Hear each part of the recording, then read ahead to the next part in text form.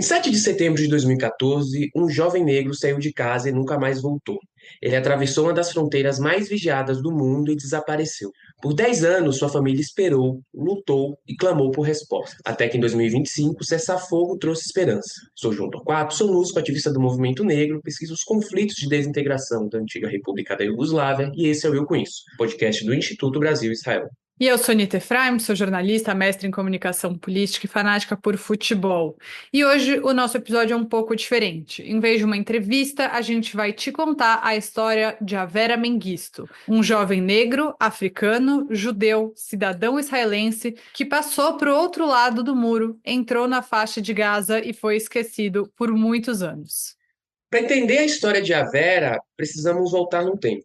Avera nasceu em Gondar, na Etiópia, e migrou com a sua família para Israel ainda criança, como parte de onda de migração dos judeus etíopes nos anos 80 e nos anos 90.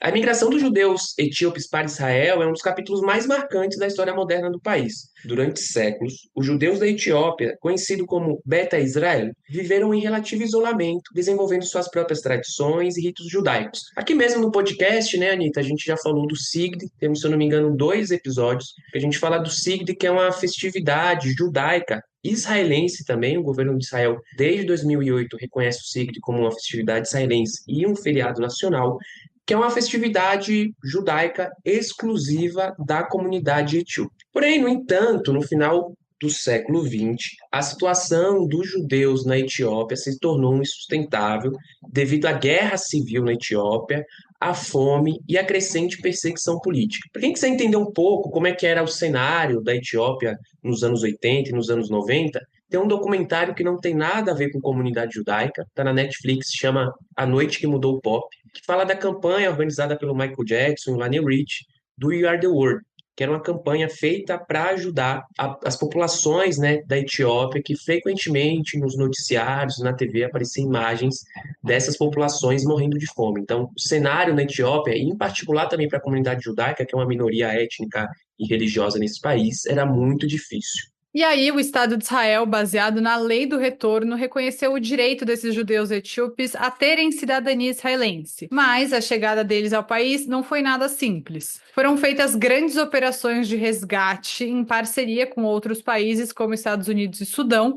A mais famosa delas foi a Operação Moisés, em 1984, quando milhares de judeus etíopes foram levados secretamente para o Sudão e de lá eles seguiram para Israel. Poucos anos depois, em 1991, a Operação Salomão levou cerca de 14 mil etíopes para o país em um esforço que envolveu mais de 30 voos em menos de 36 horas. Uma coisa que é importante falar também, Anitta, e para os ouvintes aqui, nessa integração da comunidade judaica etíope em Israel, tiveram essas operações, Operações Moisés, Operação Salomão. A gente tem um episódio aqui também, né, que se eu não me engano a gente fala do filme Missão no Mar Vermelho. É um filme que também está na Netflix, vale muito a pena assistir. Conta a história de uma operação do Mossad para resgatar esses judeus etíopes através do Sudão. Antes dessas operações, que operações assim de logísticas assim, absurdas, Gigantesca, né? gigantescas, né? De você, por exemplo, os aviões que eles utilizavam, você tinha uma capacidade de peso e muitas vezes a capacidade era ultrapassada para conseguir trazer um maior número de pessoas, mas essas travessias eram feitas a pé antes dessas migrações, dessas operações, né? Então os judeus saíam da Etiópia, passava pelo Sudão, por todo o deserto do Sudão, Egito e entrava em Israel. E a integração dessas comunidades nos anos 80, nos anos 90 e até nos anos 2000 foi muito difícil, porque essas comunidades tinham características mais rurais, não tinha tanto contato com a tecnologia ou com alguns equipamentos de lares israelenses que não tinham nas comunidades etíopes, a própria barreira linguística e até o reconhecimento dessas comunidades enquanto judeus não foi de imediato. Demorou alguns anos para que se reconhecesse os judeus etíopes como judeus, e nos anos 90, o rabino Ovadia Yosef, que era o rabino-chefe sefaradi de Israel, reconheceu a legitimidade dos judeus etíopes através de cartas de rabinos etíopes com rabinos marroquinos, com rabinos espanhóis, ao longo do século. E apesar dessas missões heróicas, né, como eu estava falando aqui, a imigração foi muito difícil, a integração foi muito difícil, perdão. Outro elemento também de dificuldade na integração é a questão racial em Israel. As comunidades enfrentaram, ainda enfrentam racismo, marginalização e dificuldades econômicas, é algo que também não é exclusiva da integração dos judeus etíopes em Israel. A gente sabe que nos anos 50 e nos anos 60, com a expulsão dos judeus de países árabes, do Marrocos, do Iraque, do Iêmen, e com a imigração desses judeus para Israel, essas comunidades também sofreram preconceitos e discriminação. Inclusive, em Israel, nos anos 70, você tem um movimento dos Panteras Negras, liderado por judeus de origem marroquina, para lutar pela integração desses judeus, por mais políticas econômicas, inclusão na sociedade israelense. Os Panteras Negras israelenses são inspirados nos Panteras Negras dos Estados Unidos, que tem uma luta histórica antirracista, em particular nos anos 60, e com a integração e com a vinda desses judeus etíopes para Israel, essas comunidades também passam por muitos preconceitos, né? As pessoas às vezes perguntam se tem similaridade, se é igual aqui no Brasil, nos Estados Unidos. Cada comunidade tem um diferencial. Eu acho que o que diferencia a questão racial etíope com a questão brasileira e até a questão americana é que aqui no Brasil a mão de obra escrava e a desumanização do negro e o próprio colonialismo, né, a gente ter sido um país colonizado por europeus e a escravidão do negro e dos povos indígenas terem moldado a economia e ter o negro nesse lugar de desumanização, eu acho que é muito mais forte do que em Israel. Israel não foi um país colonizado, né, por nenhuma potência europeia, muito pelo contrário, é um país formado por refugiados. E eu vejo uma mobilização, apesar da dificuldade, apesar do racismo, eu vejo uma mobilização da sociedade israelense, inclusive de pessoas não negras, na integração desses judeus. E aí eu acho que o exército tem um papel fundamental nesse lugar de democratização e de reparação histórica, eu acho que dá para dizer até assim, dos judeus etíopes em Israel. Só que essas comunidades, no começo, muitas delas foram colocadas em assentamentos periféricos, sem acesso a boas condições de moradia, emprego, e essas dificuldades culturais que eu citei aqui no começo, né? Então, a luta por igualdade e reconhecimento dentro da sociedade israelense, né, por parte desses judeus etíopes, a gente vai falar um pouco mais no final, mas continua até hoje. E esse contexto é todo muito importante para a gente chegar, então, no nosso personagem principal, a Vera Mengistu. Ele cresceu em Ashkelon, numa cidade costeira israelense, bem perto da faixa de Gaza, e como muitos jovens etíopes em Israel, ele enfrentou esses desafios todos que o João citou, como preconceito, dificuldade de integração. A comunidade etíope, apesar de ter uma presença significativa em Israel, lida com essas dificuldades dia a dia, e o Avera era o terceiro de 10 irmãos, parte de uma família que, como tantas outras, lutava para se estabelecer e construir uma vida melhor.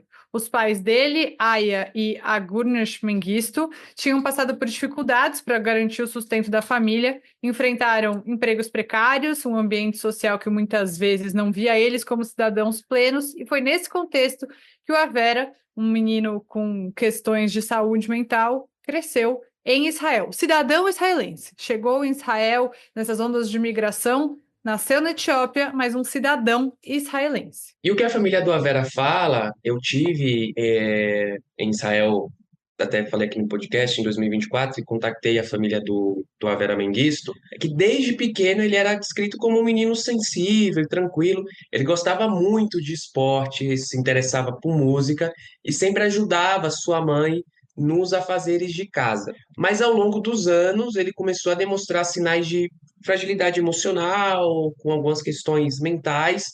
Teve uma virada de chave, digamos assim, na mudança das questões mentais do Avera, né? A perda do seu irmão mais velho, o Michel, em 2011, foi um divisor de águas, né, na saúde mental do Avera. A família destaca isso frequentemente. O trauma afetou profundamente o estado psicológico do Avera desencadeando crises emocionais cada vez mais frequentes. A partir desse momento, a família de Avera percebeu que ele não ia bem, começou a ter mudanças bruscas de comportamento, alternando entre períodos de isolamento e momentos de inquietação intensa. A mãe do Avera buscou ajuda médica, mas esbarrou em um sistema que muitas vezes ignorava e ignora a saúde mental da população mais vulnerável. Os relatos indicam que o Avera chegou a ficar internado por um curto período, mas ele não recebeu o acompanhamento adequado, ele não era considerado um risco imediato e, por isso, ele ficou sem esse suporte contínuo até que chegou setembro de 2014. Ele teve uma discussão em casa, o Avera saiu e não voltou mais. O que aconteceu exatamente naquele dia ainda é um mistério. O que se sabe é que o Avera foi até Zikim, uma área na fronteira com Gaza, e as câmeras de segurança registraram que ele estava por lá, mas os soldados que estavam patrulhando a fronteira viram um homem passando para o outro lado e não impediram o Avera de chegar até a faixa de Gaza. As testemunhas que viram ele diziam que ele parecia confuso e desorientado. E nos últimos 10 anos, essa é uma pergunta que todo mundo ao redor do Avera, que convivia com ele, se fazia. Por que ninguém impediu o Avera de entrar na faixa de Gaza? Essa é a maior dúvida da família e a questão principal. Como que um cidadão judeu israelense cruza uma fronteira de um dos lugares mais vigiados do mundo? A gente está falando da fronteira de Israel com a faixa de Gaza. Você tem dezenas de observadoras ali que atuam, observadores, uma série de câmeras de segurança, é, imagens de satélite para monitorar, sistema de detecção de movimento ao cruzar essas fronteiras. Ele colocou uma escada na cerca e entrou para Gaza, né? Ele simplesmente cruzou a fronteira e desapareceu dentro de Gaza. O que aconteceu depois, ninguém sabe. Mas tem um ponto que é a resposta do governo israelense, que foi de silêncio absoluto por um ano inteiro. Ou seja, o Avera entrou em Gaza em 2014, a família do Avera ficou em dúvidas, né? Meu filho desapareceu, meu irmão desapareceu, o que aconteceu? E esse caso do Avera, a história de Avera, o governo estabeleceu um sigilo absoluto durante um ano. E aí, como que a história de Avera ganhou as manchetes e se tornou de conhecimento público? Um ano depois, em 2015, o jornal Haaretz vazou a história de Avera e desde 2015 que a história de Avera tem se tornado pública, não só em Israel, mas no mundo, né? O sigilo dessa história acabou sendo quebrado por conta dessas revelações que o jornal Haaretz trouxe. A família de Avera não teve resposta, nenhuma notícia. O governo impôs sigilo absoluto sobre o caso, como eu falei. E aí, se não fosse o jornal Haaretz, né, revelando essa informação, talvez até hoje a gente não ia saber da história de Avera, ou não ia ter a clareza sobre a real situação dele. E é óbvio que, com tudo isso que a gente contou, vem a comparação com outros casos. O mais famoso deles é o do soldado Gilad Shalit, e isso reforçou a percepção de um tratamento absolutamente desigual. Enquanto Gilad Shalit, um soldado judeu branco, recebeu uma ampla cobertura midiática, moveu mundos e fundos, né, de esforços governamentais, de negociadores, para ser libertado, a situação do Avera, um civil negro de origem etíope, ficou em grande parte ignorada. E é claro que essa disparidade evidenciou as tensões raciais e a marginalização enfrentada pela comunidade etíope de Israel. A gente teve a oportunidade e o privilégio de estar aqui em São Paulo com o Gershon Baskin, que foi um dos negociadores dessa situação de Gilad Shalit, e também a gente não pode ignorar que o governo por muito tempo não queria mobilizar esforços, né? O mesmo governo, o governo de Benjamin Netanyahu, né? Mas não queria mobilizar esforços pela volta de Shalit. Mas tem a questão da sociedade, né? A questão da família do Gilad Shalit ter ficado acampada há muito tempo, os pais dele ficarem acampados muito tempo em frente à casa do primeiro-ministro. E o João, inclusive, tem um bastidor em relação à família do Avera que tentou usar a mesma estratégia, né, João? Isso, a família do Avera também acampou em frente à casa do primeiro-ministro, só que uma informação sobre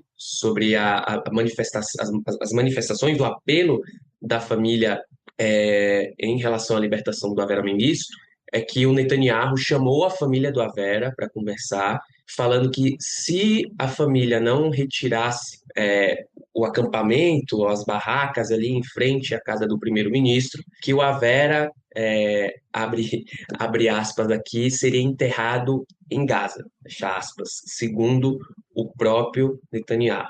Ou seja, a gente fala aqui no Brasil, né, Anitta, que a carne mais barata do mercado é a carne negra.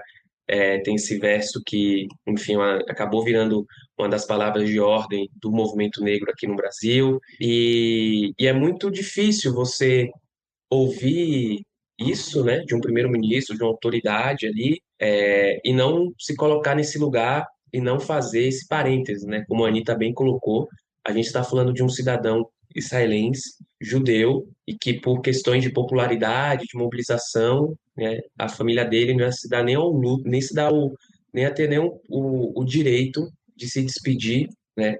Hoje a gente sabe que o Vera está vivo, voltou de Gaza, mas até aquele momento a gente não tinha notícias sobre a situação do Avera, mas não ia nem ter o direito de se despedir do Avera caso o Avera tivesse sido morto nas mãos dos terroristas do Hamas por uma negligência e por um descaso do governo de Benjamin Netanyahu, né? E é isso, assim, a luta, acho que a mobilização da família do Avera, né, em particular da mãe dele, foi uma jornada que foi muito intensa, marcada por muito sofrimento e, como eu falei, né, por uma constante pressão sobre o governo israelense. E também cobrando organizações dos direitos humanos, da sociedade civil, não só em Israel, mas fora de Israel também, né, apelando para a comunidade internacional. Desde o momento do sequestro do Avera pelo Hamas, em 2014, a sua mãe, a Arganesh, ela tornou-se um símbolo de resistência, mas também de desespero, muitas vezes enfrentando sozinha a árdua tarefa de lutar pela liberdade do seu filho, sem o apoio do governo, que demorou muito tempo, não só para reconhecer o Avera, mas também para reconhecer a gravidade da situação, porque é uma pessoa com questões de saúde mental nas mãos de um grupo terrorista. E com a negligência, não só do governo, mas eu acho que é importante a gente falar aqui de também das entidades dos direitos humanos, né, que nunca se posicionaram, como a própria ONU, a própria Anistia Internacional. Fazendo mais uma comparação com o Brasil, eu vejo o lugar da Mãe do Avera com as Mães de Maio, que é um coletivo, digamos assim, de mulheres aqui no Brasil que os seus filhos, né, na maioria pretos e de periferia, foram assassinados pela polícia militar e as autoridades não deram um apoio à família ou uma punição devida aos assassinos ou até mesmo uma indenização para essas famílias. Eu acho que o lugar da mãe do Avera, até como uma mulher negra, de origem pobre, a mãe do Avera trabalhou como um auxiliar de limpeza em Israel, lutando pelo seu filho, né, um jovem negro. Acho que é impossível a gente não fazer esse paralelo com esse movimento aqui no Brasil, sabe? E a campanha de conscientização também, até pelas condições da família, foi liderada por amigos e outros familiares. Tem um primo do Avera, que é o Gil Elias, e a ativista Talanesh Teferra. Essa campanha foi marcada por obstáculos, né, como eu falei, desde o silêncio das autoridades até a resistência da opinião pública. Outro bastidor também, Anitta, dessa história, que uma pessoa muito próxima à Vera me falou, que quando eles chegavam em alguns espaços para falar sobre a situação da Vera e contar o caso do Avera, de que muitas pessoas falavam assim, que a sociedade, o exército, o Shin Bet, não deveria se mobilizar para libertar o Avera, pois afinal de contas ele entrou lá porque quis. Né? Então, um absurdo muito Ah, grande, é o mas fim, é revoltante. É é revoltante. Cadê o revoltante. ethos israelense de que não se deixa ninguém para trás, né? Isso, por que que isso não vale por um judeu etíope, né? Para um judeu etíope? Eu acho que não é todo mundo. Acho que é importante dizer que tinha pessoas na sociedade israelense que também endossaram essa campanha, como o Instagram do Counting a Vera, né? Que não era só da família, que tinha o apoio de várias pessoas. Tiveram artistas israelenses também que se mobilizaram para contar a história dele. Mas essa postura racista, absolutamente excludente, ela precisa ser questionada, né? A Vera volta, a gente vai chegar na parte que ele volta ainda, mas ele volta no bolo ali, né? Ele foi colocado ali no meio e só por isso que que ele acabou voltando. É muito triste, mas é a verdade. Exato, exato, né? E se não fosse essas pessoas, né? Citar aqui uma pessoa que virou um amigo pessoal, que é um dos administradores da página Counting a Vera, né? Na verdade, é um site que eles contam cada dia desde que o Avera foi sequestrado, né? Então, acho que até a libertação do Avera, que foi no dia 22 de fevereiro, foram 3.821 dias, se eu não me engano, e a página não são pessoas da comunidade etíope. Aí eu queria citar duas pessoas que é importante fazer essa missão, que não são israelenses, mas não são da comunidade etíope. Uma é a Orel Shirit, que é uma ativista que se engajou, que se mobilizou desde ir na Knesset, participar de audiências e falar sobre o caso do Avera, de fazer camisetas, de fazer cartaz. E o outro é o Or Tamir, que é um israelense, não é da comunidade etíope também, mas que tem se mobilizado e tem ajudado a família e tem feito a administração da página. E a luta não era apenas pela liberdade do Avera, mas também pela dignidade da família, que teve que seguir uma rotina dura, enquanto também tentava se dedicar a pressionar as autoridades para buscar a justiça. Essa batalha parecia sem fim, e tinha essa dor que nunca passava de não saber o que tinha acontecido com a Vera por mais de 10 anos, aliada a essa luta constante por visibilidade que resultou em cicatrizes profundas na família. Mas, mesmo diante de tantos obstáculos, a família sempre manteve a esperança, sempre pressionou, até que finalmente, em 2023, ainda, logo depois do 7 de outubro, a perspectiva de um cessar-fogo trouxe um raio de sol para essa família. Então, em 2023, o Hamas mandou um vídeo com sinais de vida do Avera, depois de anos de silêncio. Esse vídeo foi um fio de esperança, mas também revelou uma dura realidade: o sofrimento de que ele ainda estava nas mãos do Hamas. E a virada veio com o cessar-fogo, agora de 2025, entre Israel e o Hamas, que incluía a libertação do Avera como parte das negociações. E foi muito engraçado, né, Anitta, que quando eu tive lá em Israel, eu conversei com o familiar do Avera, eu perguntei, e o vídeo? E aí? E eles falaram, a gente não tem certeza, na época, o vídeo em 2023 já estava ali o começo dos deepfakes, dos vídeos de inteligência artificial, e eles falaram, digamos assim, uma ala, uma parte da família acredita que é o Avera de fato, e outro grupo de pessoas, outra parte, acha que é a inteligência artificial, até porque a gente está falando de uma pessoa que ficou 10 anos em Gaza, nas mãos de um grupo terrorista né, desumano. A gente acompanhou e vem acompanhando não só o que o Hamas fez no 7 de outubro, mas até essa cerimônia de libertação e né, a barbaridade, comendo a leitura da newsletter, a semiótica do terror, né, que fala muito disso, e de uma pessoa com questões mentais, né, com problemas de saúde mental. Então, assim, dado toda essa complexidade, a família não tinha muita certeza desse vídeo, mas aí é isso, no acordo de cessar-fogo, o nome do Avera apareceu e eu lembro, assim, era de madrugada aqui no Brasil, de manhã já em Israel, e eu recebi a mensagem, a Vera vai voltar para casa. Assim, eu acho que foi uma das coisas mais emocionantes e que culmina na sua libertação em 22 de fevereiro de 2025.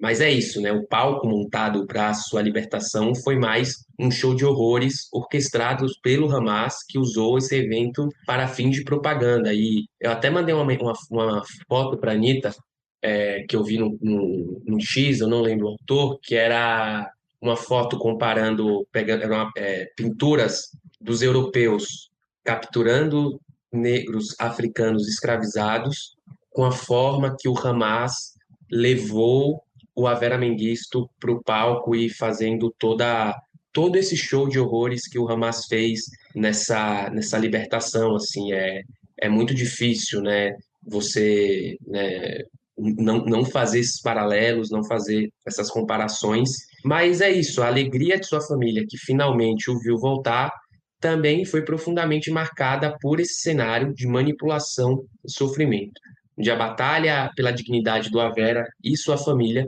ainda estava longe de ser completamente vencida, tanto por essas imagens quanto por um detalhe: o Avera ele voltou sem um dedo da mão, o dedo indicador do Avera. A gente até comentou na hora, o Avera ele estava sem um dedo da mão, e os relatos é que ele foi vítima de tortura física, psicológica, que provavelmente o dedo do Avera foi arrancado pelos terroristas do Hamas durante uma sessão de tortura. E o irmão do Avera, William Mengistu, ele falou com a imprensa, com o portal Ynet, e ele falou que até o momento o Avera ainda não conseguiu falar sobre tudo o que ele passou.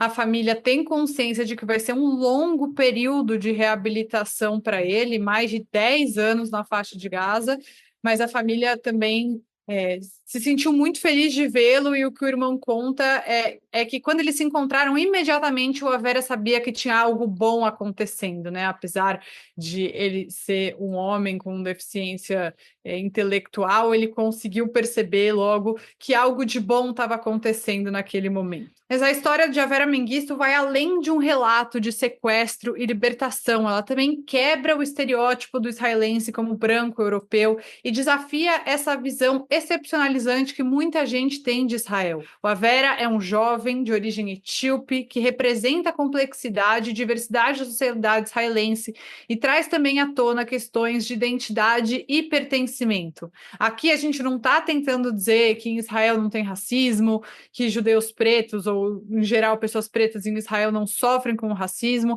tanto que a gente questiona o tempo inteiro o descaso do governo de Benjamin Netanyahu e outros também, né, que acho que foi só um que passou entre os governos de Benjamin Netanyahu nesse período, essa negligência em relação à situação de Avera Mengistu. Mas eu acho que a ironia de tanta gente chamando os israelenses de colonizadores brancos, e você vê que o Hamas optou por manter esse homem etíope, judeu, negro, mais de 10 anos em cativeiro, diz muito também. Diz muito que essa suposta militância contra os colonizadores brancos, blá, blá, blá, que alguns dizem, gostam de falar sobre Israel, é uma grande falácia, né? Isso é importante. E também, ele não foi o único, né? A gente sabe também da história do beduíno, que é um homem árabe, que também estava há mais de 10 anos sequestrado pelo Hamas e que sofreu muito. A família está muito preocupada com a situação dele em Israel. Agora que ele voltou a Israel, também foi libertado junto com a Vera.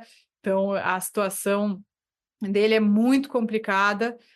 Aqui é o Hisham al-Sayed, é um beduíno muçulmano e que diz o Hamas que para ele não teve showzinho porque ele era muçulmano e não judeu, mas mantiveram ele também 10 anos como refém do Hamas na faixa de Gaza. Você tocou num ponto, Anitta, que eu acho que é muito bom assim a gente falar e abordar, porque é isso, a gente aqui no IB, né, e até enquanto pessoas físicas, digamos assim, a gente nunca negou que Israel não tenha racismo, não apenas hoje, mas durante toda a sua história. Eu acho que o IB, talvez em português, tenha sido um dos primeiros espaços a contar, por exemplo, a história dos Panteras Negras em Israel. A gente tem uma das coordenadoras do IB no campus, né? A coordenadora do IB no campus, que o mestrado dela é justamente pesquisando os Panteras Negras em Israel. Então a gente nunca negou essa realidade, tanto hoje quanto no começo das primeiras décadas do país. Mas eu acho que a história do Avera e esse ponto que você colocou, né, tanto da desexcepcionalização da sociedade israelense e da gente dar voz e contar essas histórias, eu acho que, principalmente depois do 7 de outubro, essa narrativa, né, de Israel como um lugar colonizador, de supremacia branca, né, uma expressão que as pessoas vêm usando constantemente, e muitas dessas pessoas gozam de privilégios aqui no Brasil, né, ou estão em instituições que atuaram diretamente no tráfico de africanos escravizados e que se fortaleceram em relação à mão de obra desses africanos escravizados, ou que muitas vezes têm famílias quatrocentonas aqui no nosso país é, que, que construiu impérios a partir disso e nunca olhou para o próprio umbigo, nunca olhou para a própria nação, né, para o nosso próprio país, que foi forjado a partir de genocídio que até hoje não conseguiu fazer essa reparação, né? E quando a gente fala de saúde mental também da população negra, a gente sabe que os negros são os que mais cometem suicídios aqui no Brasil, em particular os homens negros, periféricos e jovens. as mulheres negras são as maiores vítimas de violência obstétrica. Eu mesmo tenho uma tia que morreu no parto por conta de negligência médica, né, que poderia estar viva hoje aqui com minha prima, com sua filha. Então, essas pessoas que gozam do privilégio da branquitude aqui no Brasil, que conseguem andar livremente, que conseguem andar de chinelo na rua sem ser abordado pela polícia ou sem ter o celular escondido, sem guardar o celular, né? Que você não é uma ameaça, um alvo, tá o tempo inteiro olhando para o outro lado, colocando o Hamas como um grupo de resistência, como um grupo de libertação, sendo que, na verdade, o Hamas manteve em cativeiro por 10 anos um homem negro com deficiência intelectual, né? Então, será que isso é um grupo de resistência mesmo? Será que é um grupo de libertação? Será que tem algum comprometimento? Nenhum. Então, eu chamo a reflexão pessoas negras, pessoas do movimento negro, que muitas vezes acabam caindo nessa narrativa, a questionar se um grupo que mantém um homem negro com deficiência intelectual e monta um palco de horror para expor o corpo, né, e esse homem de uma maneira humilhante, se, né, se você acha mesmo que faz sentido olhar e enxergar esse grupo como um grupo de resistência. Por fim, eu acho que a luta de Avera, a luta da família, como eu falei, né, também reflete as dificuldades enfrentadas pelas comunidades negras e marginalizadas, especialmente em um contexto onde o sistema muitas vezes falha em atender às suas necessidades. E eu acho que a história de Avera traz muitas camadas. Eu acho que isso, para a gente olhar a sociedade israelense como ela é, complexa, plural e diversas com questões que a própria sociedade israelense precisa resolver e precisa lidar. E eu acho que paralelo também com as questões aqui no Brasil, acho que eu mencionei inúmeras vezes esses paralelos, onde frequentemente, né, as vozes das populações marginalizadas são silenciadas, as lutas minimizadas e o sofrimento das famílias é ignorado. E todos esses desafios, como a ausência de apoio do governo israelense, a resistência de organizações internacionais de direitos humanos a se pronunciarem, todo esse silêncio público sobre o caso do Avera, também podem lembrar, né, muita gente das experiências de invisibilização e exclusão que grupos minoritários enfrentam aqui no Brasil, que é um país onde questões de raça e classe também são determinantes na forma como muitas pessoas são tratadas. Então, a luta do Avera não é apenas uma luta por justiça individual, mas um símbolo da resistência contra a marginalização e a exclusão, tanto em Israel quanto no Brasil. Então é isso, para você que nos escutou, hoje a gente contou a história de Avera Mengistu, um jovem, hoje um homem judeu, africano, negro e israelense, que esteve em cativeiro nas mãos do grupo terrorista Hamas por 10 anos e que foi libertado no último dia 22 de fevereiro de 2025, como parte do acordo de cessar-fogo entre Israel e o Hamas. E se você quiser conversar com a gente, trocar uma ideia sobre essa história que a gente contou hoje ou sugerir qualquer outro tema, você pode mandar um e-mail para a gente para @institutobrasilisrael.org. O nosso podcast está em diversas plataformas de áudio, como Spotify, Orelo e também no canal do YouTube do Instituto Brasil Israel. Siga o IB nas redes sociais e até quarta-feira que vem.